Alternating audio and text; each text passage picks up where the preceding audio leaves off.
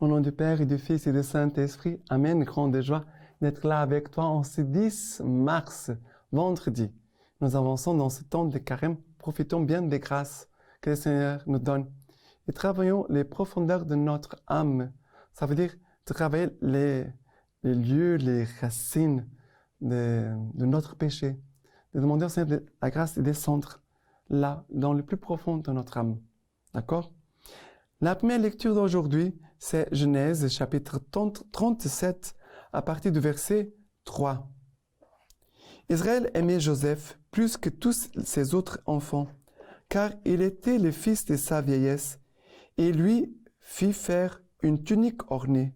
Ses frères virent que son père l'aimait plus que tous ses autres fils, et ils le prirent en haine, devenus incapables de lui parler amicalement. Verset 12. Ses frères allèrent paître le petit bétail de leur père à Sichem. Israël dit à Joseph, tes frères ne sont-ils pas au pâturage à Sichem? Viens, je vais t'envoyer vers eux. Et après, verset 17. Joseph partit en quête de ses frères et il les trouva à Dothan. Ils l'aperçurent de loin et, avant qu'il n'arrivât près d'eux, ils complotèrent de le faire mourir. Ils se dirent entre eux, voilà l'homme au songe qui arrive. Maintenant, venez, tuons-le et jetons-le dans n'importe quelle citerne. Nous dirons qu'une bête féroce l'a dévoré. Nous allons voir ce qu'il adviendra de ces songes. Mais Ruben entendit. Il les sauva de leurs mains. Il dit, n'attendons pas à sa vie. Ruben leur dit, ne répandez pas le sang. Jetez-les dans cette citerne du désert. Mais ne portez pas la main sur lui. C'était pour le sauver de leurs mains et le ramener à son père. Donc, lorsque Joseph arriva près de ses frères, ils le dépouillèrent de sa tunique, la tunique ornée qu'il portait. Ils se saisirent de lui et le jetèrent dans la citerne. C'était une citerne vide, où il n'avait pas d'eau. Puis, ils s'assirent pour manger. Comme ils levaient les yeux, voici qu'ils aperçurent une caravane d'Ismaélites qui venait de Galade. Leurs chameaux étaient chargés de gomme adragante, de baume et de laudanum, qu'ils allaient livrer en Égypte. Alors Juda dit à ses frères, « Quel profit y aurait-il à tuer notre frère et couvrir son sang? Venez, vendons-le aux Ismaélites, mais ne portons pas la main sur lui. Il est notre frère, de la même chair que nous. » Et ses frères l'écoutèrent. Or des gens passèrent des marchands madianites, et ils retirèrent Joseph de la citerne. Ils vendirent Joseph aux Ismaélites pour 20 cycles d'argent, et ceux-ci les conduisirent en Égypte. Bien sûr qu'ici, c'est un passage de l'Ancien Testament pour nous montrer que dans la vie de Jésus, il y a des choses semblables qui vont arriver. Jésus va être trahi par Judas, va être vendu aux pharisiens. Jésus est trahi, vendu.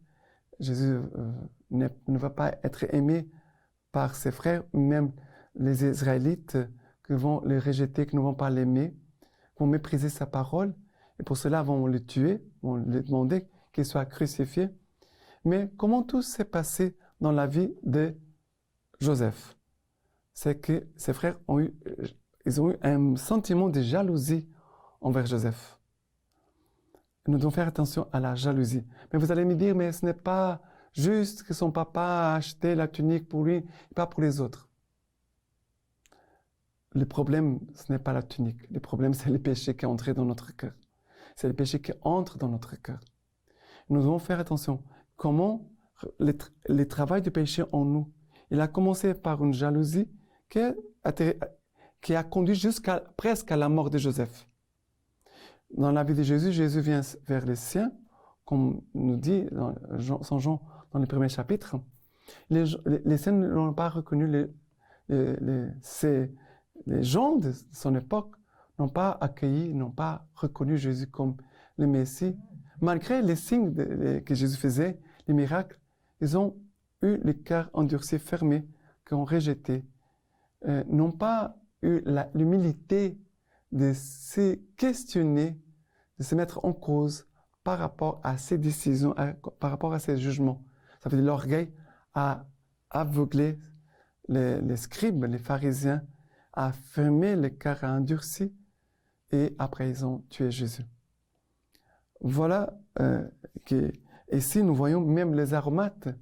Joseph va être vendu, il va être parti en Égypte avec les aromates pour montrer déjà Jésus va être enseveli, mis au tombeau avec les parfums. Voilà beaucoup de signes comparables à la passion de Jésus, à sa mort. D'accord? Maintenant, les psaumes d'aujourd'hui, c'est le psaume 103, psaume 103, à partir du verset 1. Nous dit ceci. Le psaume 103,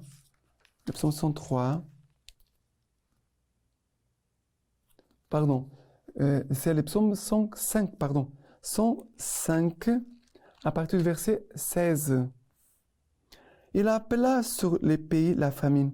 Il brisa leurs bâtons, le pain. Il envoya devant eux un homme, Joseph, vendu comme esclave. On affligea ses pieds d'entrave. On lui passa des fers au cou. Le temps passa, son oracle s'accomplit. La parole du Seigneur se justifia. Le roi envoya l'élargir, les maîtres des peuples lui ouvrir. Il l'a établi seigneur sur sa maison, maître de toute sa richesse. Bien sûr qu'ici, c'est un psaume qui nous parle de Joseph en Égypte, que malgré la trahison de ses frères, il va devenir une bénédiction pour non pas seulement sa famille, mais pour tout son peuple. Parce qu'au moment de la famine, où il avait les dangers de mourir de faim, Joseph va être le secours de la providence divine pour pouvoir donner la nourriture, non pas seulement à sa famille, mais à tout son peuple, qui a été livré de la mort à cause de Joseph. Et Jésus, à cause de sa passion, de sa mort et de sa résurrection, le Seigneur nous a donné la vie éternelle, le pardon de nos péchés, la paix de notre cœur. Maintenant, l'évangile d'aujourd'hui, c'est Matthieu chapitre 21, à partir du verset 33. Écoutez une autre parabole. Un homme était propriétaire. Il planta une vigne. Il l'entoura d'une clôture. Il creusa un pressoir et y bâtit une tour. Puis, il la loua à des vignerons et partit en voyage. Quand approcha le moment des fruits, il envoya ses serviteurs aux vignerons pour en recevoir les fruits. Mais les vignerons se saisirent de ses serviteurs, battirent l'un, tuèrent l'autre et lapidèrent un troisième. De nouveau, il envoya d'autres serviteurs, plus nombreux que les premiers, et ils les traitèrent de même. Finalement, il leur envoya son fils en se disant, « Ils respecteront mon fils. » Mais les vignerons, en voyant le fils, se dirent par devers eux, « Celui-ci est l'héritier. Venez, tuons-le, que nous ayons son héritage. » Et les saisirent, ils les jetèrent hors de la vigne et les tuèrent. Lorsque donc que viendra le maître de la vigne, que fera-t-il à ces vignerons? Ils lui disent, il fera misérablement périr ces misérables, et il louera la vigne à d'autres vignerons, qui lui en livreront des fruits en leur temps. Jésus leur dit, n'avez-vous jamais lu dans les Écritures? La pierre qu'avaient rejetée les bâtisseurs, c'est elle qui est devenue pierre de fête. C'est là l'œuvre du Seigneur, et elle est admirable à nos yeux. Aussi, je vous l'ai dit, le royaume de Dieu vous sera retiré pour être confié à un peuple qui lui fera produire ses fruits. Après le verset 45, les grands prêtres et les pharisiens, en entendant ces paroles, paraboles comprirent bien qu'il les visait, mais tout en cherchant à l'arrêter, ils eurent peur des foules, car elles le tenaient pour un prophète. Voilà la parole de Dieu. La parole de Dieu, soit nous l'accueillons ou nous la rejetons. Par rapport à Jésus, c'est la même chose. Accueillir Jésus, c'est accueillir sa parole. Si nous n'accueillons pas la parole, nous n'accueillons pas Jésus. Et ici, les vignerons, ils n'ont pas accueilli ni les prophètes, parce que les serviteurs que Dieu a envoyés, que le Seigneur a envoyés, sont les prophètes. Et après, Dieu a envoyé son propre Fils. Et ici, nous voyons les chemins de l'Ancien Testament jusqu'à la venue de Jésus-Christ. Et il dit que les grands prêtres et les pharisiens, ils ont compris que Jésus parlait d'eux. Mais qu'est-ce qu'ils vont faire? Ils vont dire, ils cherchaient à l'arrêter. Mais je pense, si je suis dans la grâce de Dieu, je suis dans la vérité, ça veut dire que je n'ai rien à cacher. Je n'ai pas peur de rien. Bien sûr, on peut avoir peur de certaines choses, mais je n'ai pas peur des choses qui puissent toucher mon âme, qui puissent mettre en cause la vie éternelle pour moi. Même si je suis pauvre pécheur, malheureusement, je touche chaque jour mes faiblesses.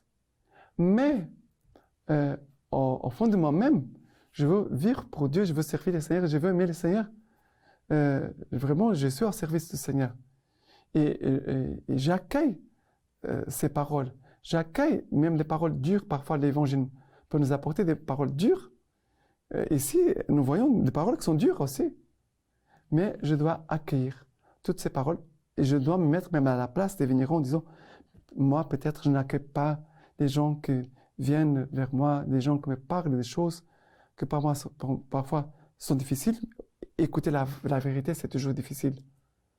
Mais nous devons avoir ce cœur de vérité, d'humilité, qui se laisse vraiment travailler par Dieu, par la parole et par les événements. Car la vie aussi nous apporte des événements, des situations. Et c'est Dieu qui permet ces choses-là pour nous travailler dans notre sainteté, dans notre confiance en Dieu, dans notre union avec Jésus. D'accord? Maintenant, la lecture patristique d'aujourd'hui de Saint Irénée de Lyon. Moïse dit au peuple dans le Deutéronome, le Seigneur ton Dieu a conclu une alliance sur l'Horeb. Le Seigneur n'a pas conclu cette alliance avec vos pères, mais avec vous. Mais pourquoi n'a-t-il pas conclu une alliance avec leur père? Parce que la loi n'a pas été établie pour les justes. Or, leur père était juste et portait inscrite dans leur cœur et dans leur âme la vertu du décalogue. Ils aimaient les dieux qui les créa. Ils s'abstenaient de toute injustice envers leur prochain. Aussi, n'est-il pas nécessaire qu'une écriture les mît en garde, car ils portaient en eux la justice de la loi. Quand cette justice et cet amour envers Dieu furent oubliés et éteints en Égypte, Dieu nécessairement eut égard à sa bienveillance envers les hommes et se manifesta de vive voix. Il sortit d'Égypte, il fit sortir Égypte son peuple par sa puissance pour que l'homme redevienne les disciples de Dieu. Il châtiait les désobéissants pour que l'homme ne méprise pas celui qu'il a créé. Il l'a nourri de la manne pour qu'il reçoive une nourriture spirituelle, ainsi que le dit Moïse dans le Deutéronome. Il t'a nourri d'une nourriture qui ne connaissait pas tes pères, pour que tu saches que l'homme ne vivra pas seulement de pain, mais de toute parole qui sortit de la bouche de Dieu. Maintenant, je vous laisse la bénédiction par les mains toutes pures de la Vierge Marie. Que Dieu Tout-Puissant vous bénisse et vous garde, le Père, le Fils et le Saint-Esprit. Amen.